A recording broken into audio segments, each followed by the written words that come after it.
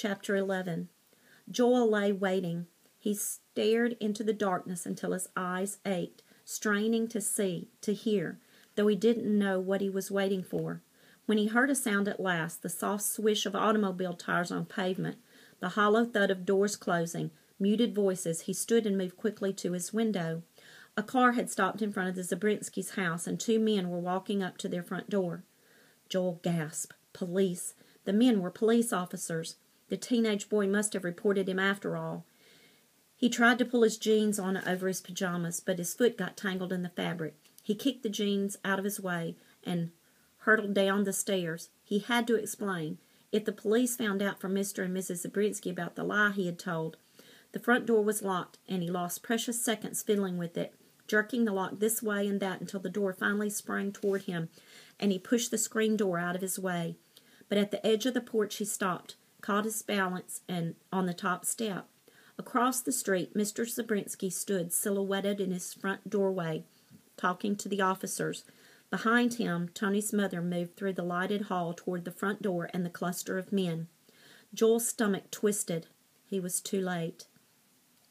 He turned to go back inside, but the door opened and his father stepped onto the porch, buttoning a short-sleeved shirt. Joel looked to see if his mother was coming too, but she wasn't.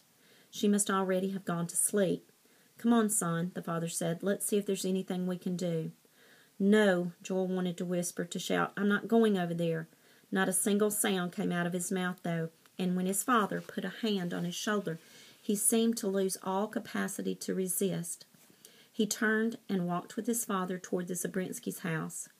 "Here's the boy who was with Tony," Mr. Zabrinsky was saying, as Joel and his father joined the officers on the porch. Mr. Zabrinsky spoke without inflection. All the life seemed to have been squeezed out of his voice. The two policemen pivoted simultaneously to face Joel, their eyes shadowed by the visors of their caps, their mouths set lines. One of them held a plastic bag from which he had drawn Tony's pale blue shirt.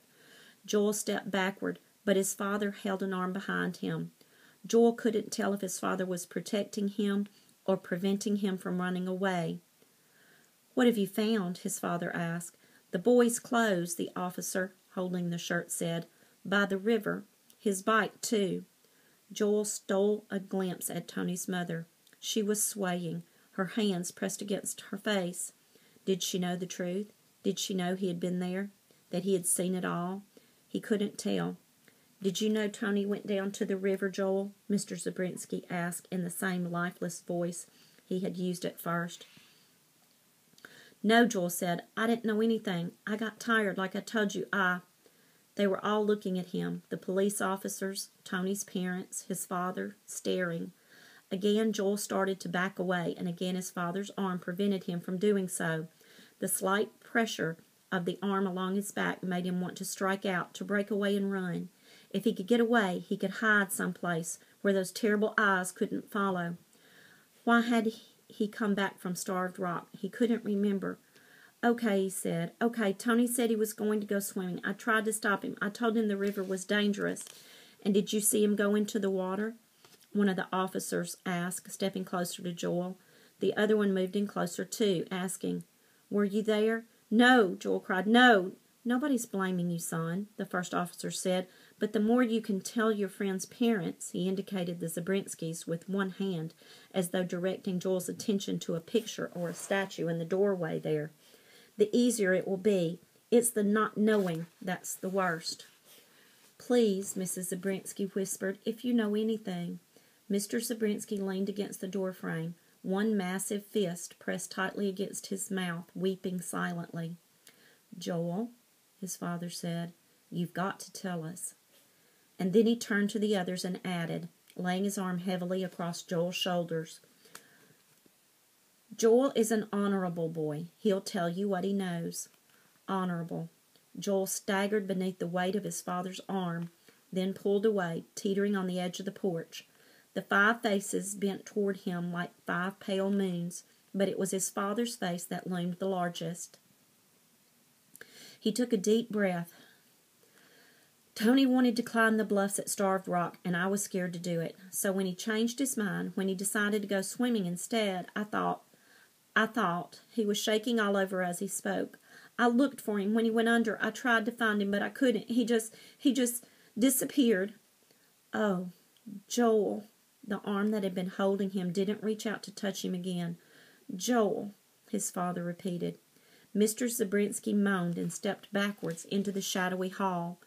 Tony's mother stood perfectly still. She didn't look at her husband. She stared only at Joel, her face twisted and ugly. Everybody was looking at him, blaming him. He wanted to turn away, to run at last, but his feet refused to carry him in that direction. Instead, he stumbled toward his father, his hands raised and clenched his fists. I hate you, he cried, pounding at his father's chest. It's all your fault. You never should have let me go. His father said nothing, did nothing to shield himself from Joel's fist. He simply stood there, absorbing the force of the blows until Joel could bear it no longer. He turned and leapt off the porch and bolted across the street. But even as he slammed through the door and ran up the stairs to his room, he knew. It wasn't his father he hated. It wasn't his father at all. He was the one. Tony had died because of him.